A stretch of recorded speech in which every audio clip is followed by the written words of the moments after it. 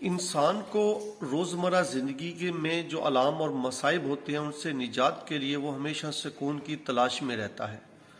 और उसको सुकून तीन जगहों से मिल सकता है। एक वो जगह जहाँ पे उसका क्याम होता है, उसका घर, वो जिस घर का मकीन होता है उस घर में उसको सुकून मिलता है। और दूसरी जगह वो जगह होती है जो इबादत गाहें होती हैं। किसी भी मज़हब के अफराद अपनी मजहबी इबादत गाहों के अंदर जाके सुकून हासिल करते हैं। मुसलमान मस्जिदों और मीज़ारों के ऊपर जाकर सुकून की तलाश में वहाँ पे जाते हैं।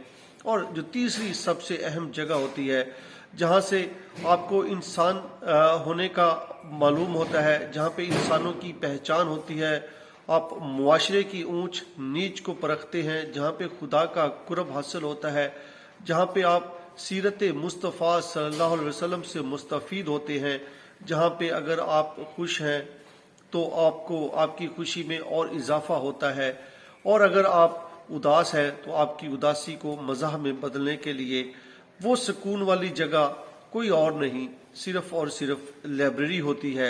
अगर आप सुकून पाना चाहते हैं, मसाइब व अलाम से छुटकारा पाना चाहते हैं, तो आइए किसी भी अपने शहर के अंदर मौजूद लाइब्रेरी का रुख करें।